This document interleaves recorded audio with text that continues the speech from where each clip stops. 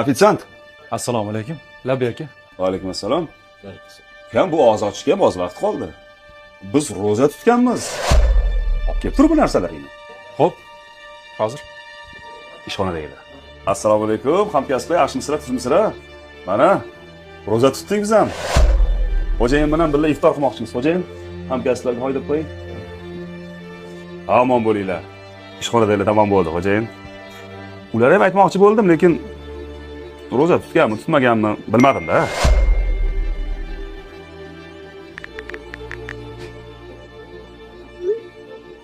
Ofitsiant. Labbay aka, nima olib kelay? Olib kel. Biz ro'za tutganmiz, eng zo'r ovqatlaringni olib kel. Hozir, tayyor. Sinfdoshlar, assalomu alaykum. Ro'za tutdik biz ham mana. Rais Meralda o'tiribmiz. Iftor qilmoqchimiz. Xo'jayin mana, xo'jayin. Hozir og'iz ochamiz, og'iz. Menimcha seni og'zing ochilib bo'ldi-yu. Buni nima qilay? Olib ketaveraymi? Yo'q, qo'yib qo'yavering. Men iftor qilaman. Bu ovqatlanadi. Ha? G'alati emasmi?